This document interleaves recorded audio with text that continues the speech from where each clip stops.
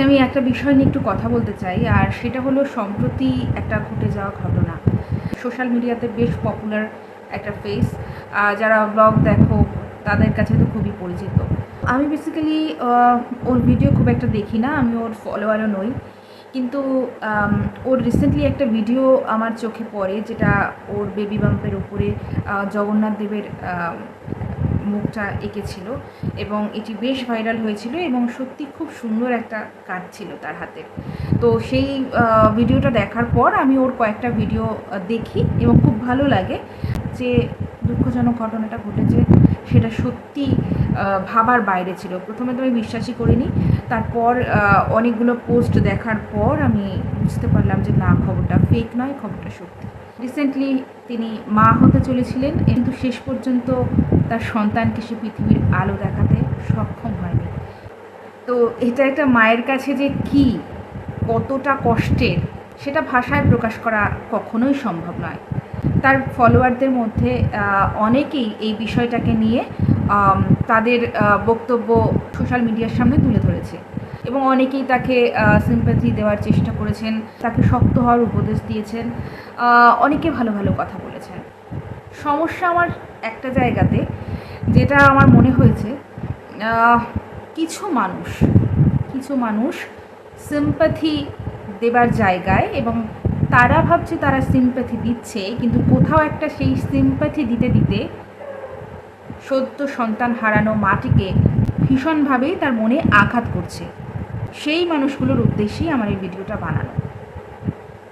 বুঝতে পারছি আপনাদের হাতে কোনো কন্টেন্ট নেই, নতুন ট্রেন্ডিং টপিকের ওপরেই আপনারা বেস করে আপনাদের সো কল্ড কন্টেন্ট তৈরি করেন।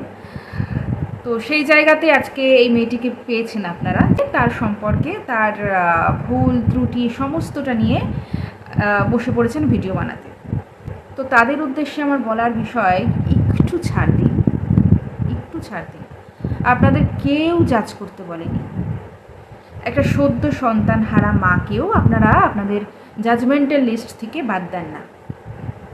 এবার বক্তব্য হলো, তাদের মেন উদ্দেশ্য, সে প্রেগনেন্সি পুরো জার্নিটা সোশ্যাল মিডিয়ায় তুলে ধরেছে এবং যার জন্য নজর লেগেছে।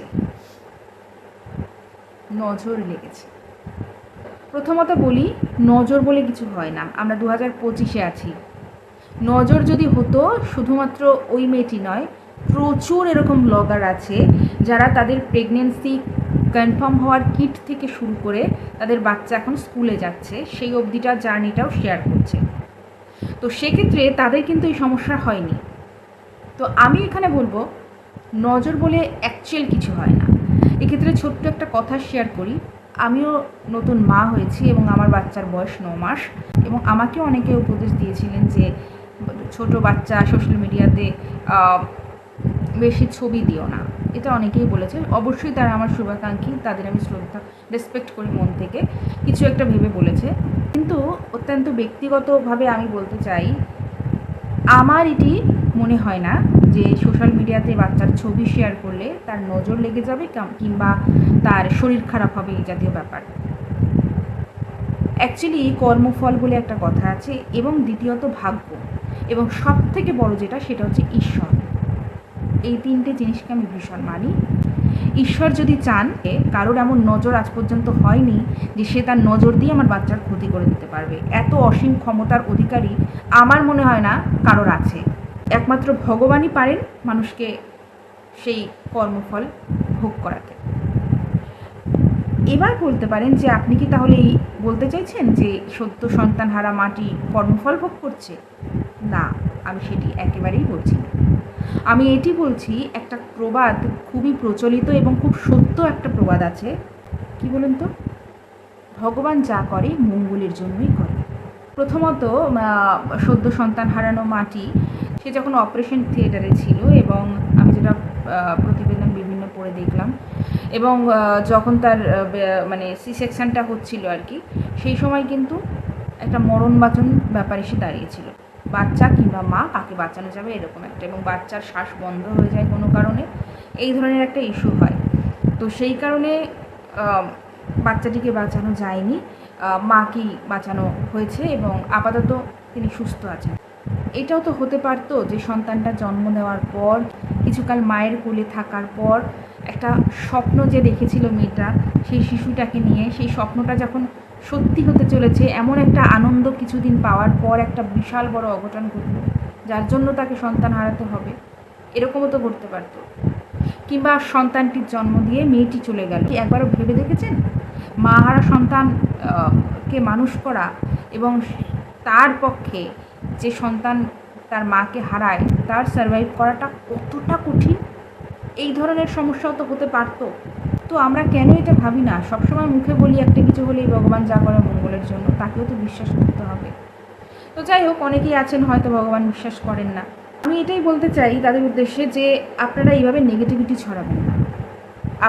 আপনাদের এই কথাগুলো একটা মার মনে কতটা আঘাত আনতে পারে একবার ভেবে দেখেছেন? নিজেরা হয়তো সেই জায়গা থেকে আপনারা যাননি, তাই রিয়েলাইজ করতে পারবেন না। যারা যায় সেই জায়গাটা থেকে তারাই বোঝে।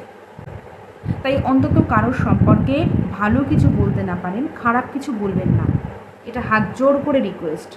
আমি নতুন মা হয়েছি, আমি বুঝতে পারি এটা মায়ের কষ্ট। তাই আমি এটাই বলছি, যারা ভালো কথা বলছেন, মেয়েটিকে মনের জোর দেবার জন্য যতটুকু আপনাদের সম্ভব সেটুকু বলে ওর মনের জোরটাকে বাড়িয়ে তুলছেন, খুব ভালো একজন মানুষ হয়ে পাশে থাকার চেষ্টা করছেন সোশ্যাল মিডিয়ার মাধ্যমে হয়েও, তারা সত্যি খুব ভালো কাজ করছেন। কিন্তু যারা এই নজর, কেন ছবি দিল, সমস্ত কিছু আগে দেখিয়ে দিল, যার জন্য নজর লেগে এগুলো হয়েছে, প্লিজ এতটা অন্ধবিশ্বাস আপনার মধ্যেই রাখুন, সোশ্যাল মিডিয়াতে ছড়াবেন না। ফেসবুকে একটা ভিডিও করার সুযোগ এবং কন্টেন্ট তৈরি করার সুযোগ দিয়েছে বলে যা হোক করে কন্টেন্ট তৈরি করবেন না। এগুলোতে না আপনাদেরই পাপের বোঝা বাড়াচ্ছেন কোথাও একটা সন্তানহারা মাকে এইভাবে হার্ট করে কোনোদিনও কারোর ভালো হতে পারে না। তাই এগুলো বন্ধ করুন।